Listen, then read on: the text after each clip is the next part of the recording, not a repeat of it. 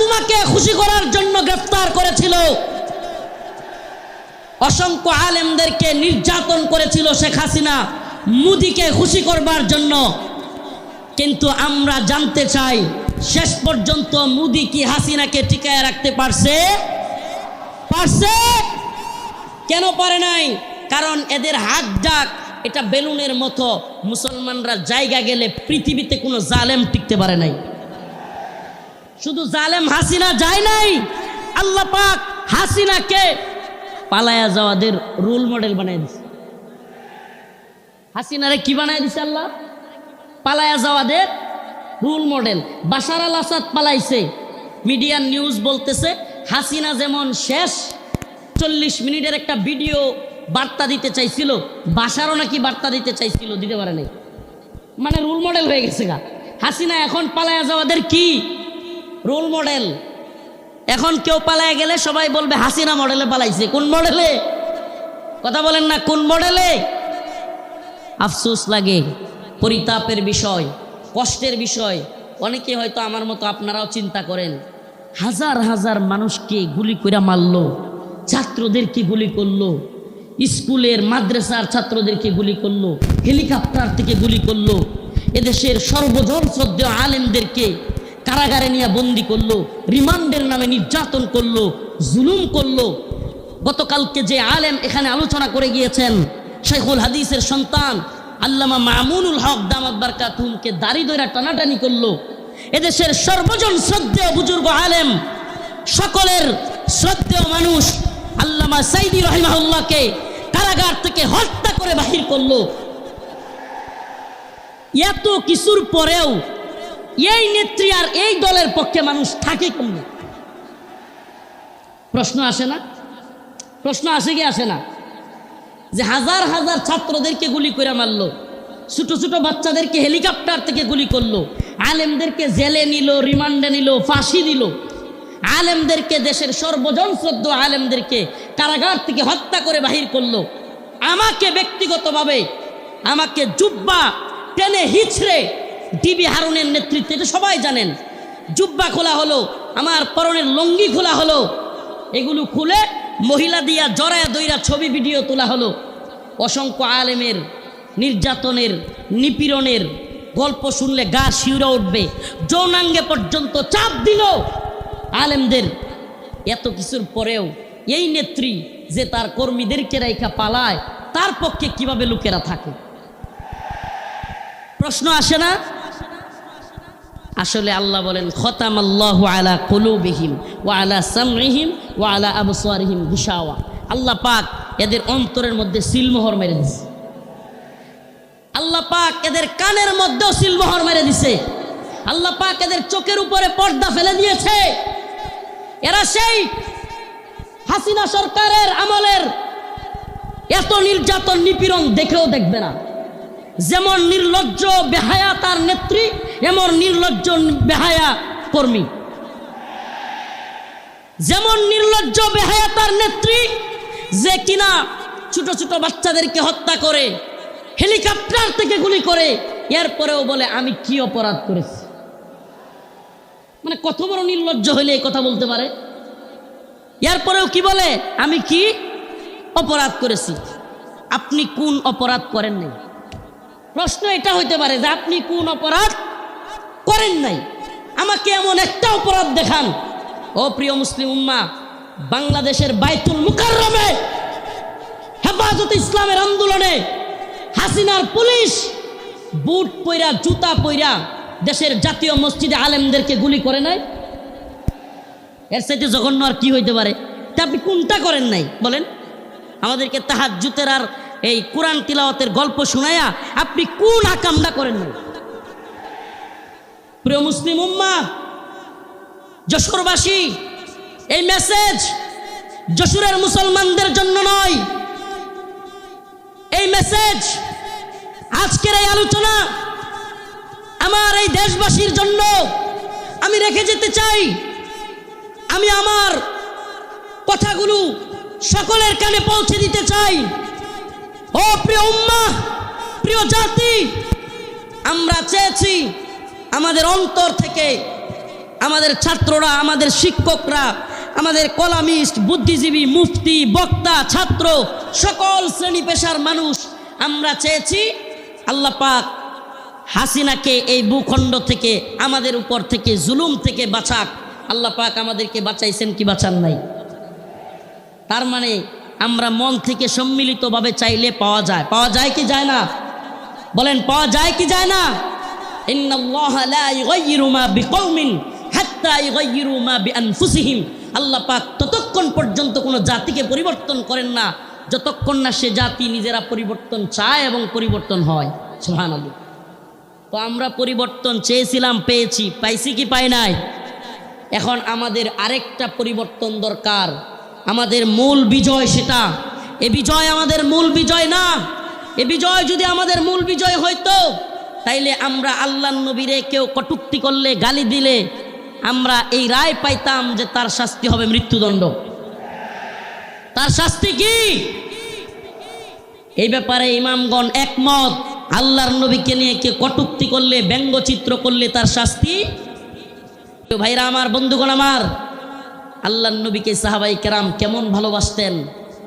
আল্লাহর নবী সাল্লাল্লাহু আলাইহি ওয়াসাল্লামকে তার সাহাবীরা কেমন ভালোবাসতেন। কাব বিন আশরাফ নামে ইহুদিদের এক নেতা ছিল। নাম কি? কাব বিন আশরাফ, এক ইহুদি নেতা। এত দেহ ছিল, অনেক বড় সড়ো ছিল দেহ, বিশাল দেহের আকৃতির লোক ছিল কাব বিন আশরাফ। বদর যুদ্ধে যখন মুসলমানরা বিজয়ী হয়েছে, কাব বিন আশরাফ কষ্টে তার অন্তর জ্বলে গেছে। বদর যুদ্ধে কাফেরদের বড় বড় নেতা আবু জাহেল সহ নিহত হয়ে গেছে, জাহান্নামে চলে গেছে। কাব বিন আশরাফের কলিজায় জ্বলন শুরু হয়ে গেছে। সে মুহাম্মদ আরবি সাল্লাল্লাহু আলাইহি ওয়াসাল্লামকে নিয়ে বিভিন্ন ধরনের কটূক্তিমূলক কবিতা বানাইছে। তার মহিলা ভাড়া কইরা তাদেরকে দিয়াও রসুলের বিরুদ্ধে বিশুদ্ধার করাইছে। আল্লাহ নবী সাল্লাল্লাহু আলাইহি ওয়াসাল্লাম ডাকলেন, কাব বিন আশরাফ, তাকে হত্যা করতে পারবে এমন কে আছো? সুবহানাল্লাহ বলেন। রাসূল সাল্লাল্লাহু আলাইহি ওয়াসাল্লাম নিজে ডাকলেন, হে আমার সাহাবারা, তোমাদের মধ্যে কে আছে কাব বিন আশরাফকে হত্যা করবে?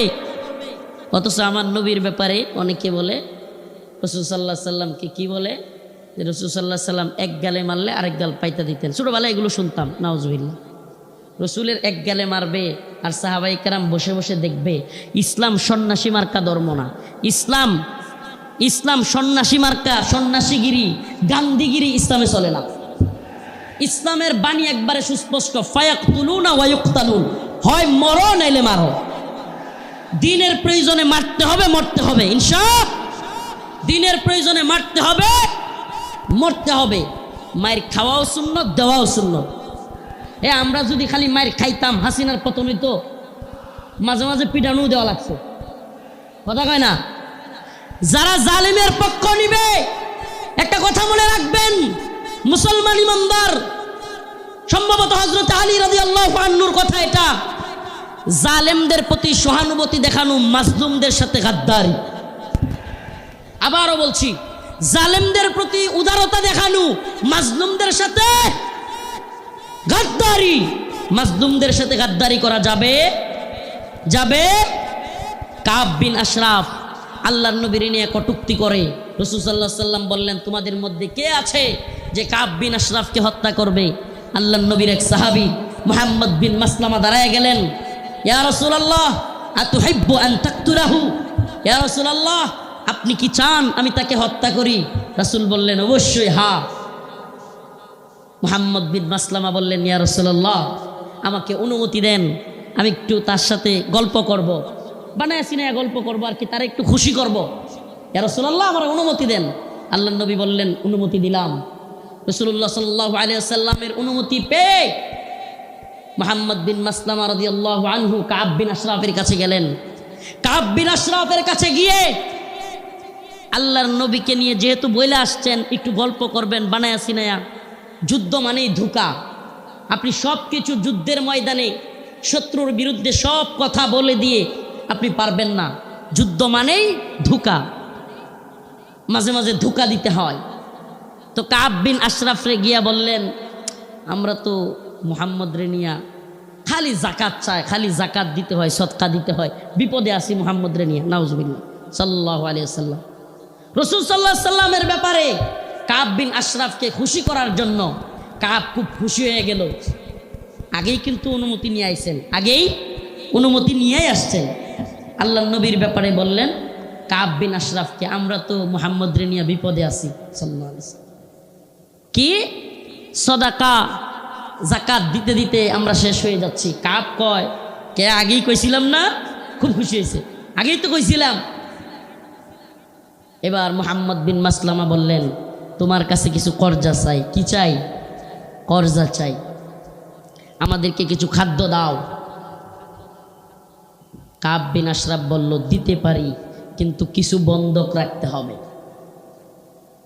আল্লাহর নবীর সাহাবী মুহাম্মদ বিন মাসলামা রাদিয়াল্লাহু আনহু আল্লাহর নবীকে বলে এসেছেন, ও পয়গম্বর, ও আমার প্রিয় হাবিব, আমি অবশ্যই অবশ্যই কাব বিন আশরাফকে কতল করব, তবে আমাকে অনুমতি দেন আমি যেন কাব বিন আশরাফের সাথে খুশ গল্প করতে পারি।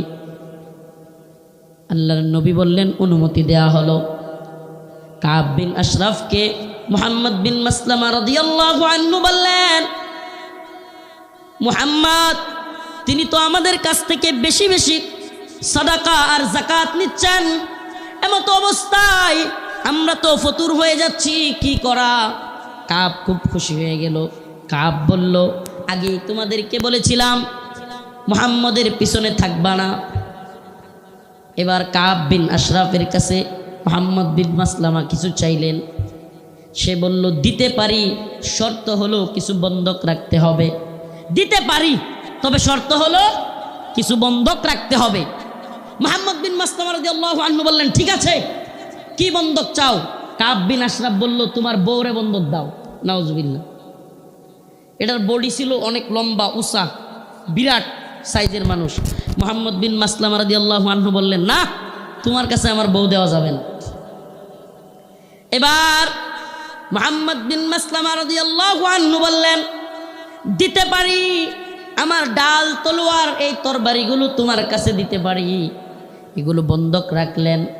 বন্ধক রাখার পর কাব বিন আশরাফকে মুহাম্মদ বিন মাসলামা রাদিয়াল্লাহু আনহু বললেন, আমি আমার আরো 2 জন সহযোগীকে নিয়ে আসি। তুমি যেই খাদ্য দিবে, তুমি যেই খাবার দিবে, ওই খাবার জিনিসগুলো নেওয়ার জন্য লোক লাগবে। আসলে কি, কাব বিন আশরাফের যেই সাইজ, ওরে যদি ধরতে হয়, সাইজ করতে হয়, একা একা পারবেন না, এই জন্য আরো 2 জনকে আনতে গেছেন। সুবহানাল্লাহ। এবার উনি 2 জনকে নিয়ে আসলেন।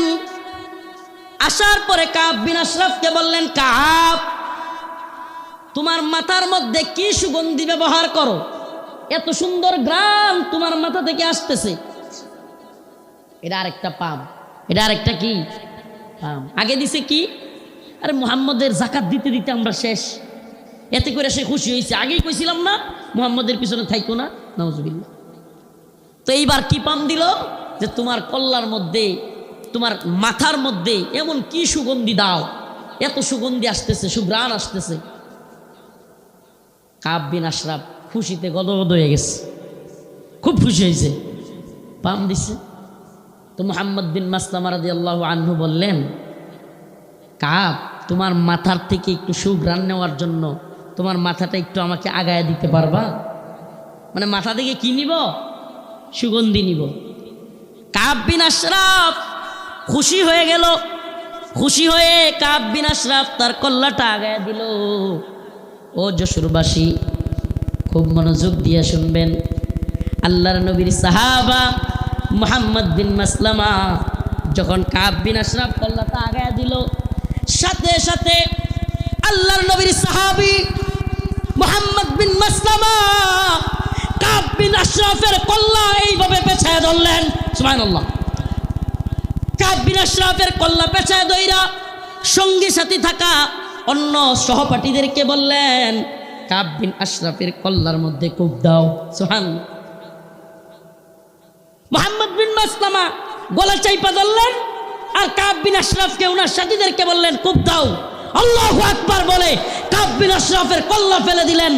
ও মুহাম্মদ আরবির উম্মতেরা, সেই জগৎ বিখ্যাত উক্তি শেখ খালিদ আর রশিদ ফাকাল্লাহু আসরার কণ্ঠে কণ্ঠ মিলিয়ে বলতে চাই, ইয়া উম্মতে মুহাম্মদ, ইয়া উম্মতে মুহাম্মদ, আমার নবীকে নিয়ে কটূক্তি করা হবে, আমার নবীকে নিয়ে ব্যঙ্গচিত্র বানানো হবে। আল্লাহর নবীর সাহাবায়ে কেরাম সহ্য করতে পারতেন না।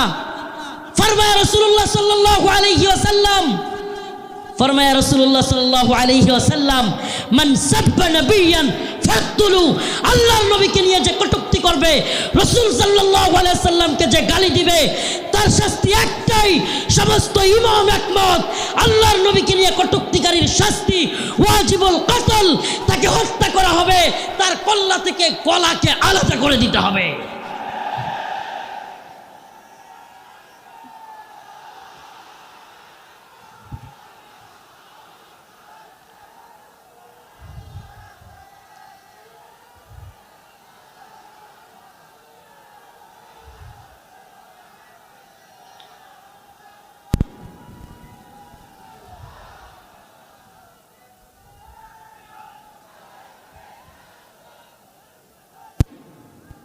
হে প্রিয় জাতি, হে প্রিয় মুসলিম উম্মাহ, তোমাদের এই জাগরণ প্রমাণ করে দিয়েছে, 2024-এর 5ই আগস্ট প্রমাণ করে দিয়েছে, যৌবন যার যুদ্ধে যাবার সময় তার।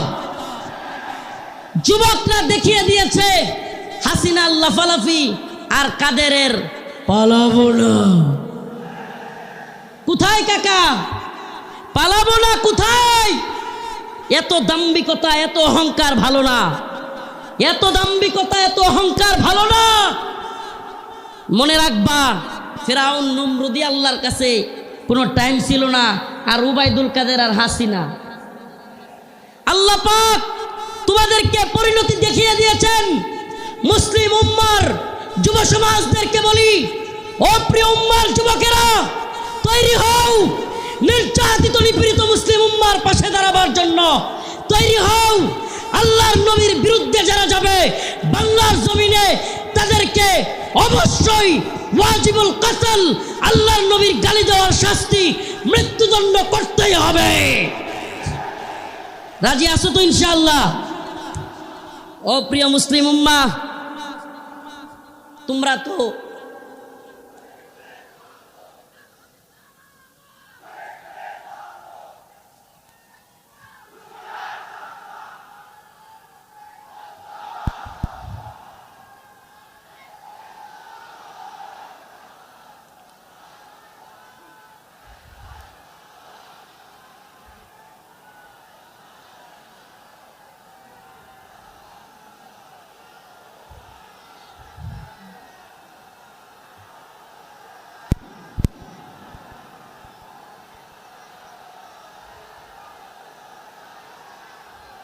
হে প্রিয় মুসলিম উম্মার যুবকেরা, তোমাদের এই দ্বীনি আবেগ, এই দ্বীনি জজবাকে যদি সত্যি বলি, ওয়াল্লাহি বিল্লাহি তাল্লাহি কসম আল্লাহর, এই জজবাকে যদি আমরা কোরআনের পক্ষে কাজে লাগাইতে পারি, তাহলে আর কোনো নতুন সরকার নয়, এই ভূখণ্ডে আমরা কোরআনী শাসন চালু করতে পারবো।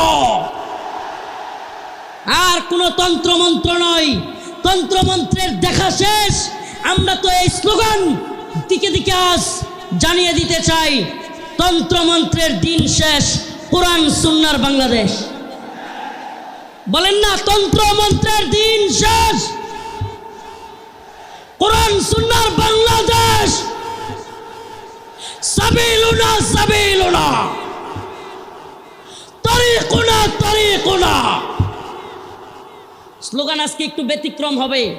আমি বলবো, আল্লাহর জমিনে আল্লাহর আইন বাস্তবায়ন ফরজে আইন। বলতে পারবেন?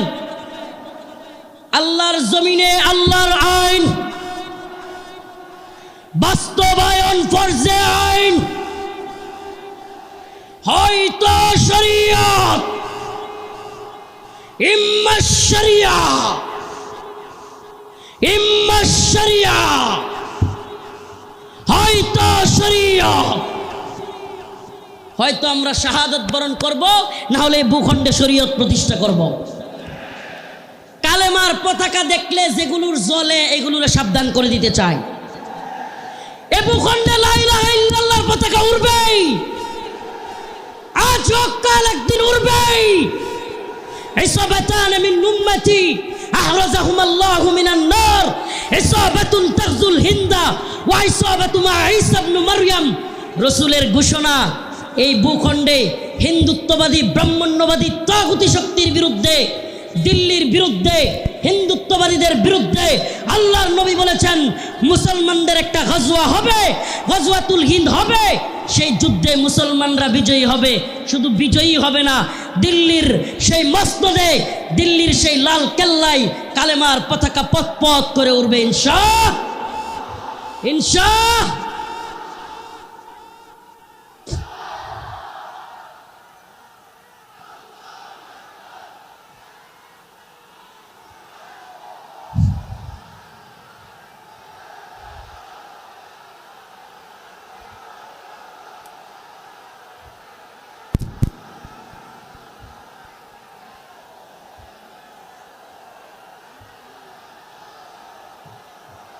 হে প্রিয় মুসলিম উম্মার যুব সন্তানেরা, তৈরি হও, তৈরি হও।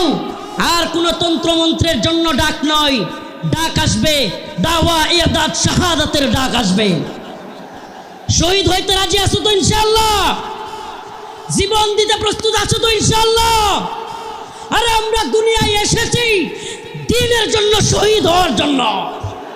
এই দুনিয়ায় আর কোনো সফলতা নাই, আল্লাহর জন্য শাহাদাতের মধ্যেই সফলতা।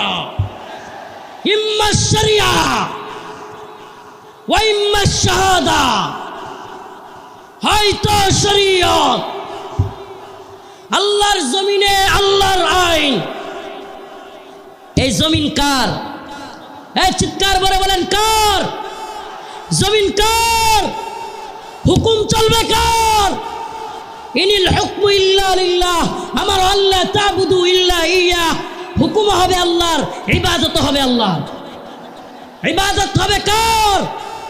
একমাত্র আল্লাহর। এই কোন তাগুতের গোলামি আমরা করব না। আমরা কার গোলাম? আমরা ভারতের গোলাম নই, আমরা আমেরিকার গোলাম নই, আমরা ইসরায়েলের গোলাম নই। আমরা কার গোলাম? গোলামি হবে কার? পৃথিবীবাসী জেনে রাখো, আমরা আল্লাহর গোলামি করি। এই মাথা নোয়াবো তো আল্লাহর কাছে। এই মাথা নোয়াবো তো কার কাছে? পৃথিবীর কারো কাছে আমাদের মাথা নত হবে। এবার আমার ডকুমেন্টারি তো দেখলেন, শাইখুল হাদিস ইবনে শাইখুল হাদিসের ডকুমেন্টারি দেখলেন, অন্যান্য আলেমদের ডকুমেন্টারি তো দেখবেন।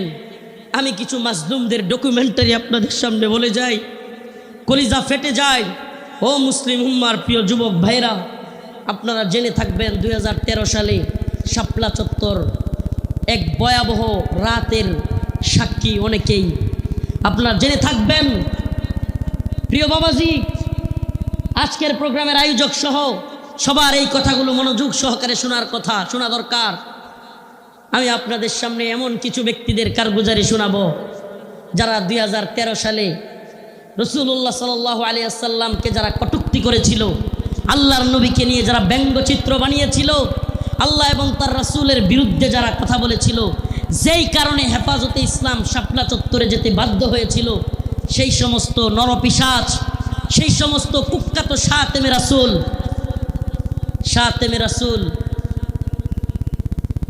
রাজীব, ব্লগার রাজীব, শাতেমে রাসূল অভিজিৎ রায়, ওয়াশিকুর রহমান বাবু, ফয়সাল রিপিন দীপন, আরও কতগুলো নাম বলতে পারবো। এরা আল্লাহর নবী এবং আল্লাহকে নিয়ে কটূক্তি করেছিল, আম্মা জানদেরকে নিয়ে কটূক্তি করেছিল। মনে আছে আপনাদের? মনে আছে? 2013 সালে ব্লগার রাজীব, অভিজিৎ রায়, ফয়সাল রিপিন দীপন, ওয়াশিকুর রহমান বাবু, ব্লগার নাজিমউদ্দিন সামাদ, আরও অনেকগুলো কুখ্যাত শাতেমে রাসূল আল্লাহর নবীকে নিয়ে কটূক্তি করেছিল। ও প্রিয় মুসলিম উম্মার যুবকেরা, আজকের এই ঐতিহাসিক প্রোগ্রামে আমি যদি সেই মাজলুম ভাইদের কথা না বলি, আমি তাদের সাথে কারাগারে ছিলাম। ওয়াল্লাহি এক একটা ভাইয়ের মিথ্যা মামলায় ফয়সাল আরিফিন দীপনকে, অভিজিৎ রায়কে কে বা কারা হত্যা করেছে, ভার্সিটির প্রিয় যুবকদেরকে, আমার প্রিয় যুবক ভাইদেরকে এরা কারাগারে বন্দি করে রেখেছে। হাসিনা সরকার বিগত 10-12 বছর যাবৎ পরিবারের সাথে তাদেরকে দেখা করতে দেয় না। আমি প্রায়ই কোর্টে গেলে তাদের সাথে দেখা হইতো। আমাদের সেই ভাই আরাফাত, সেই ভাই সাইমুম, সেই ভাই আব্দুস সবুর, বিভিন্ন ভাইদেরকে আমরা দেখে আসছি যারা কিনা এক একজন 2টা-3টা করে ফাঁসির রায় নিয়ে কারাগারে পড়ে আছে। কি এদের অপরাধ? আমাদের ভাই ফারাবি, কি এদের অপরাধ? ফারাবির অপরাধ, আরাফাত ভাইয়ের অপরাধ, সাইমুম ভাইয়ের, আব্দুস সবুর ভাই, এই ভাইদের অপরাধ আল্লাহর নবীকে নিয়ে কটূক্তিকারীদের বিরুদ্ধে তারা ফেসবুকে বা বিভিন্ন মাধ্যমে লেখালেখি করেছিল। আল্লাহর নবীকে যারা কটূক্তি করেছে তাদের বিরুদ্ধে লেখালেখির কারণে, ও প্রিয় যশোরবাসী, ও প্রিয় আদ্দিনের প্রোগ্রামে থাকা যুবকেরা, অন্তত তোমাদের সেই যুবকদের জন্য কিছু করা দরকার। আজকের এই আদ্দিনের প্রোগ্রামে আমি সেই ভাইদেরকে স্মরণ করি। ওয়াল্লাহি কসম করে বলি, আমি যখন দেখতাম 2টা-3টা ফাঁসি নিয়েও এরা দিব্যি হাসতেছে, তখন আর নিজের মনের মধ্যে কিছুই মনে হইতো না। হ্যাঁ রে, আমি আর কি, আমার তো আর ফাঁসির রায় হয় নাই, আমার তো ফাঁসির রায় হয় নাই। 2টা-3টা ফাঁসির রায় নিয়ে হাসতেছে, দিব্যি চলতেছে, এদের মনের মধ্যে কোনো কষ্ট নাই। এই যুবকেরা দীর্ঘদিন যাবৎ কারাগারে পড়ে আছে।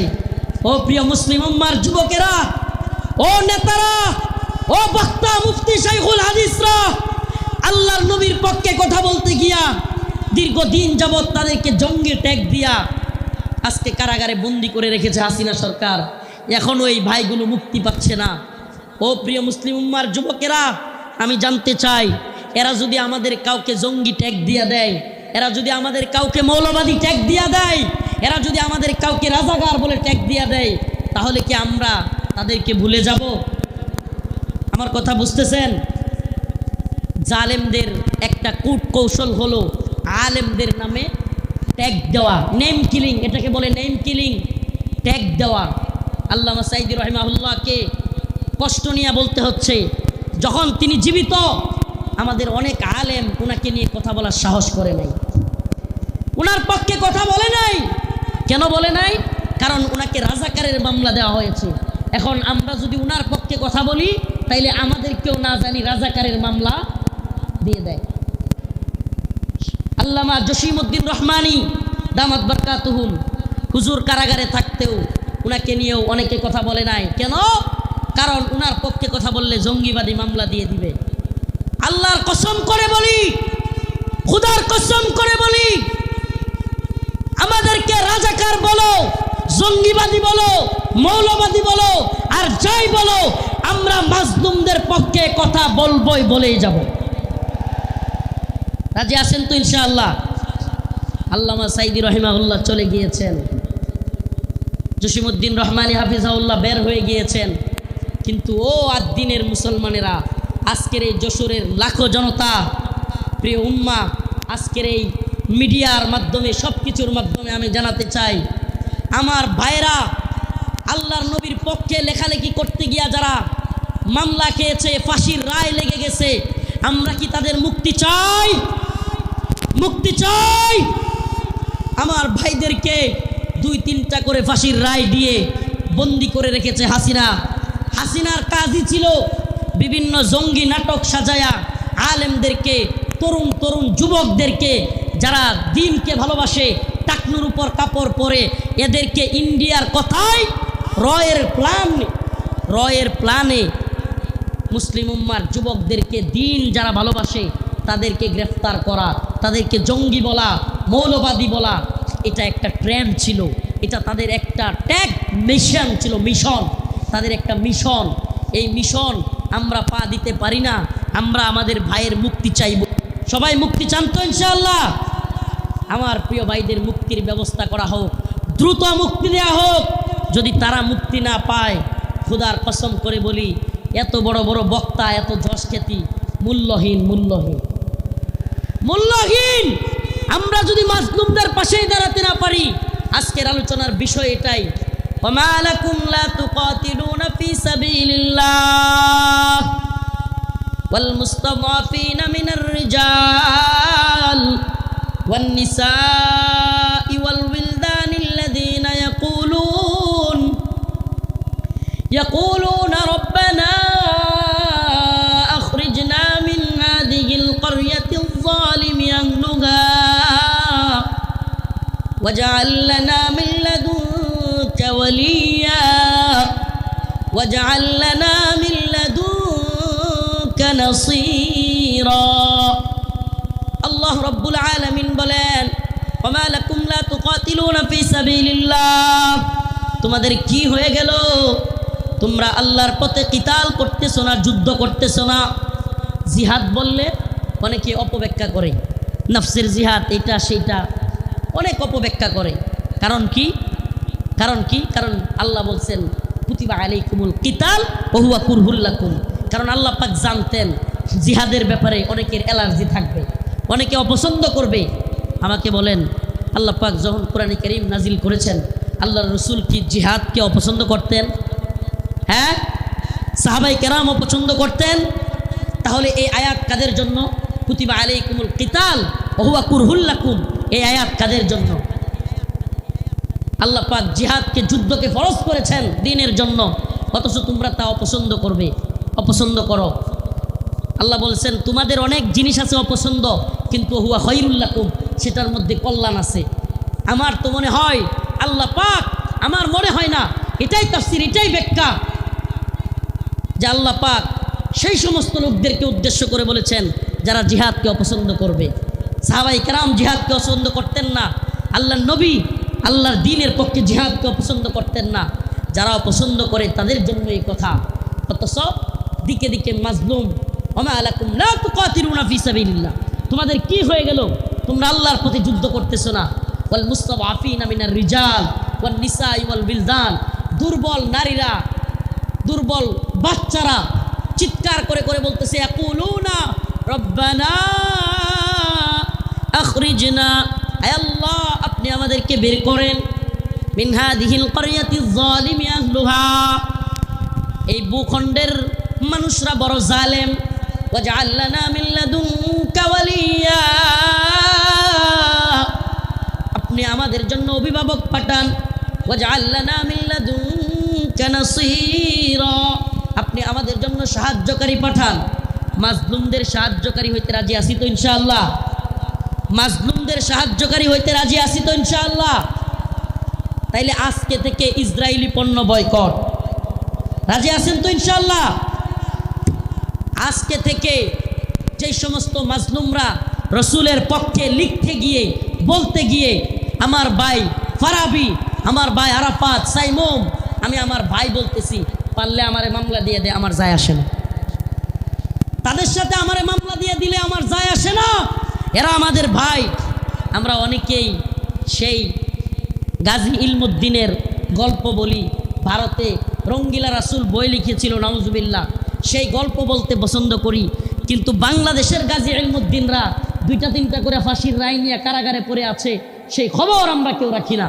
প্রিয় ভাইরা আমার বন্ধুগণ আমার মাজলুম উম্মার পক্ষে দাঁড়াতে হবে আজকের আমার আলোচনার মূল কথা মাজলুম উম্মার পাশে দাঁড়াতে মাজলুম উম্মার পাশে দাঁড়াতে ইন্নামাল মুমিনুনা ইখওয়া মুমিন মুমিনের ভাই আমার অন্য মুমিন ভাই কষ্ট পেলে আমার অন্তরে আঘাত আসবে এদেশের কোনো আলেমকে আল্লাহ না করুক জাতীয় আন্তর্জাতিক চক্রান্তের কারণে নতুন করে কেউ যদি কোনো জালেম যদি এদেশের কোনো আলেমকে আবারও জুলুম করতে চায় আবারও যদি শেখুল হাদিস আল্লামা মামুনুল হককে শেখুল হাদিস আল্লামা মামুনুল হক সহ মুফতি আমির হামজা সহ মুফতি হারুন ইজহার এদেশের অনেক বক্তা যারা কিনা কারাগারে ছিল আবারও যদি সেই সমস্ত আলেমদেরকে কেউ গ্রেফতার করবার দুঃসাহস করে জাতীয় আন্তর্জাতিক চক্রান্তের কারণে আবারও যদি আলেমদের দিকে কেউ চোখ তুলে তাকায় কেউ যদি হাত তোলার সাহস করে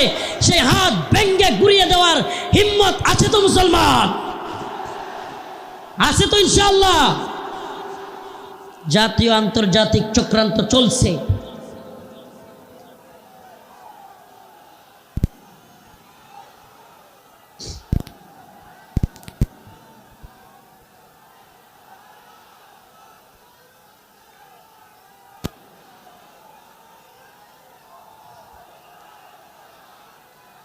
জাতীয় আন্তর্জাতিক চক্রান্ত চলছে আমাদের এই ভূখণ্ডকে নিয়ে।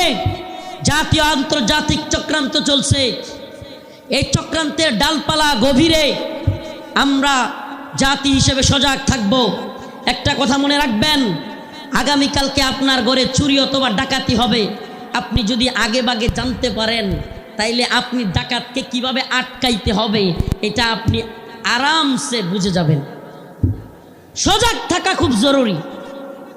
আগামীকালকে ডাকাত আপনার বাড়িতে হামলা করবে, যদি ডাকাতকে নিজে সামলাইতে না পারেন প্রয়োজনে আগামীকালকে আসবে জানলে প্রয়োজনে মাইকিং করবেন।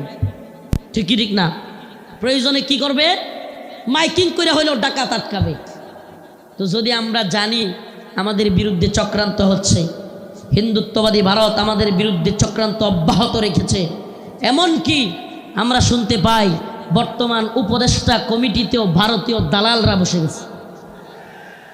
এ কথা আমরা শুনতে পাই, বর্তমান উপদেষ্টা কমিটিতে ভারতীয় দালাল ঢুকে গেছে।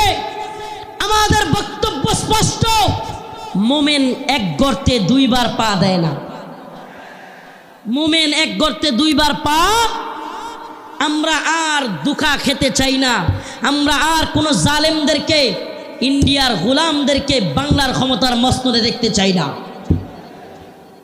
মাওলানা আব্দুল হামিদ খান বাসানী বলেছিলেন, পিন্ডি ছেড়েছি দিল্লির গোলামের জন্য নয়। কথাটা মনে আছে আপনাদের? রাওয়ালপিন্ডি পিন্ডি ছেড়েছি দিল্লির গোলামির জন্য নয়। অর্থাৎ পাকিস্তানের পিন্ডি ছেড়েছি, ভারতের দিল্লির গোলামির জন্য নয়। আমি বলি পিন্ডি ছেড়েছি, দিল্লি ছেড়েছি, ওয়াশিংটনের গোলামির জন্য নয়। আমরা ওয়াশিংটনের গোলামি করব না। আমরা সমস্ত জাতীয় আন্তর্জাতিক চক্রান্তকে মোকাবেলা করে আমরা স্বাধীন চেতা, আমরা মুসলমান, আমরা স্বাধীন ভূখণ্ডে স্বাধীনভাবে বসবাস করতে চাই। আমরা কোরআন সুন্নাহ অনুযায়ী রাষ্ট্র ব্যবস্থা চাই। রাজি আছেন ইনশাআল্লাহ? ওয়ালাউ আন্না আহলাল কুরা আমানু ওয়াত্তাকাউ লাফাতাহনা আলাইহিম বারাকাতিম মিনাস সামাই ওয়াল আরদ।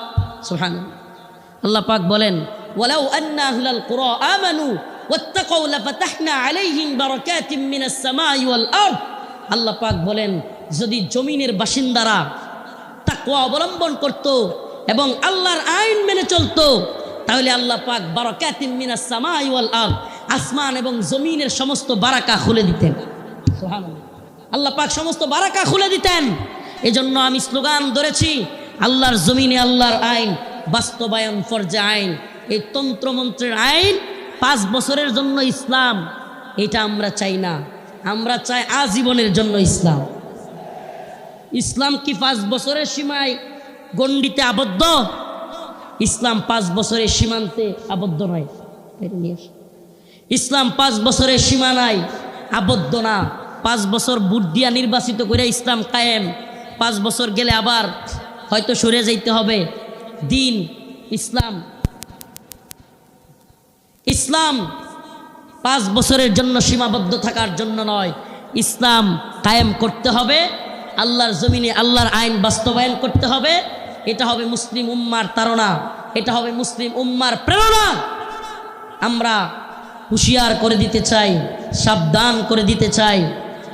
2024 সালে হাসিনার পালানোর দৃশ্য দেখা এবং বাংলাদেশে আওয়ামী লীগের অবস্থান দেখা কেউ যদি শিক্ষা না নেন, নতুন করে জুলুম করার চিন্তা ভাবনা, নতুন কইরা কেউ জুলুম করার ভূত কারো মাথায় চাইপা বসে, তাইলে আওয়ামী লীগের পরিণতির জন্য অপেক্ষা করে। নতুন কইরাও যদি হাসিনার মতো জুলুমের চিন্তা ভাবনা কেউ করেন, আওয়ামী লীগের মতো জুলুম করার খায়েশাত, জালেম হওয়ার ভূত মাথায় চাইপা বসে, সাদাবাজি, টেন্ডারবাজি, দুর্নীতির ভূত, তাইলে বাংলার জনগণ লাথি দিয়া আপনাদের ভূতও তাড়াইয়া দিবে। নতুনদের জন্য এটা একটা হুঁশিয়ারি। 2024 সাল এটা আমাদের গর্বের। 2024 আমাদের গর্বের। আমাদের এই চেতনাকে ধরে রাখতে হবে। প্রিয় যুব সমাজ, আমি আগে ফিলিস্তিনের বিভিন্ন ভিডিও দেখতাম, ফিলিস্তিনের মুসলমানদের ভিডিও দেখতাম। ছোট ছোট বাচ্চা ছেলেরা পাথর নিয়া ইসরায়েলের ট্যাঙ্কের মধ্যে নিক্ষেপ করতেছে, গোলাল দিয়া ইসরায়েলিদেরকে মারতেছে। সুবহানাল্লাহ। 2024 সালে দেখলাম আমাদের ছোট ছোট বাচ্চারা পুলিশের পেটের মধ্যে গিয়া ঘুরশি মারতেছে। সুবহানাল্লাহ বলেন না?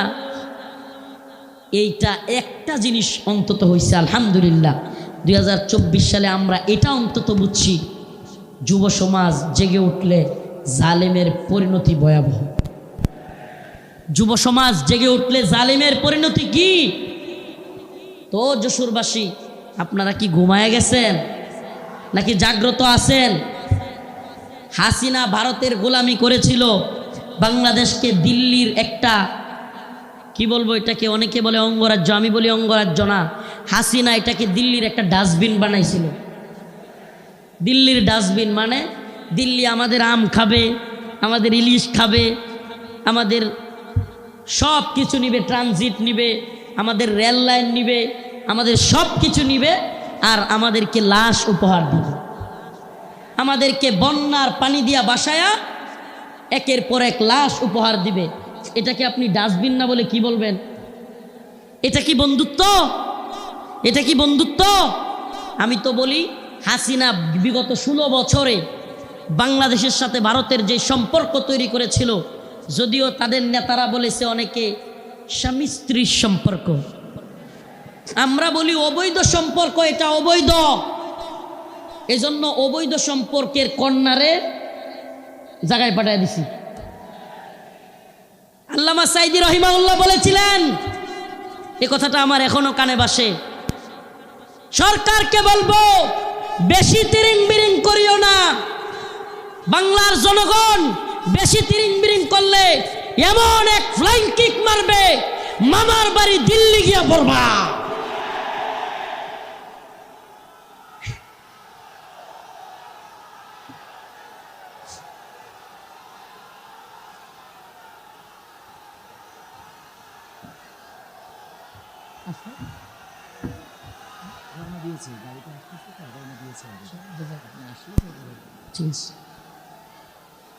আল্লামা সাইদি রহিমাহুল্লাহ দেখে যাইতে পারেন নাই, কিন্তু আলহামদুলিল্লাহ সাইদি রহিমাহুল্লাহর কথাই বাস্তব হয়েছে।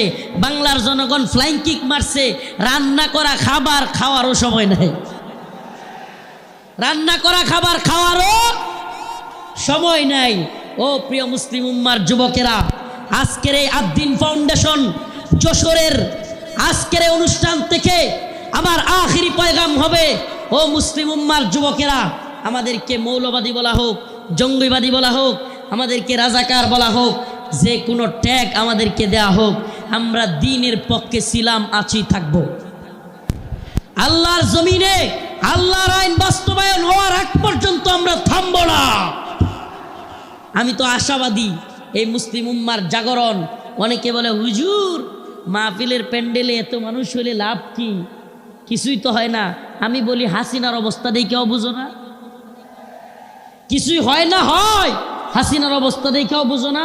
তোমার কি মনে হয় এই খুঁটা আন্দোলন, এত বিস্ফোরণ, এটা এমনি এমনি হয়ে গেছে?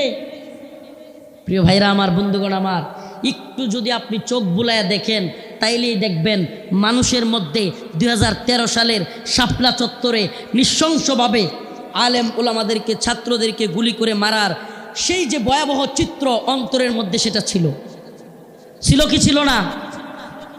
অসংখ্য আলেমদেরকে গ্রেফতার, রিমান্ডের, নির্যাতনের চিত্র তাদের অন্তরে ছিল কি ছিল না? আল্লামা সাইদি রহিমাহুল্লাহকে কারাগার থেকে হত্যা করে বাহির করার চিত্র, ঢাকায় আল্লামা নূর হোসেন কাসেমি রহিমাহুল্লাহ, আল্লামা সাইদি রহিমাহুল্লাহর জানাজা পড়তে না দেওয়ার দৃশ্য বাংলার যুবকেরা কি ভুলে গেছে? ভুলে যায় নাই। সবগুলো বিষয় একত্রিত হইয়া শেষে যখন সাধারণ ছাত্রদেরকেও গুলি করে হাসিনা মারা শুরু করলো, একটা বিস্ফোরণ ঘটে গেল। ঠিক কি ঠিক না?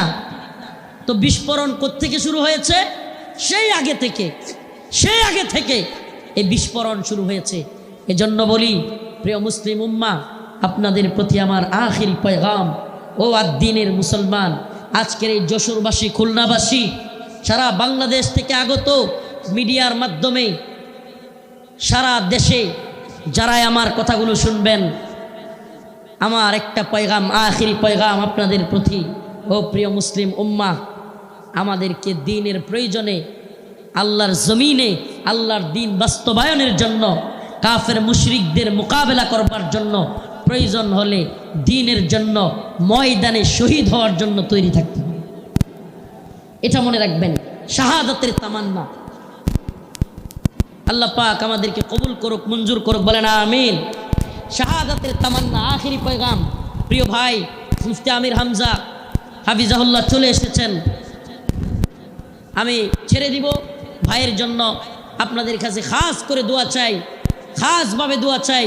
নাসরুম মিনাল্লাহ ওয়া ফাতহুন করিব ওয়া বাশশিরিল মুমিনিন।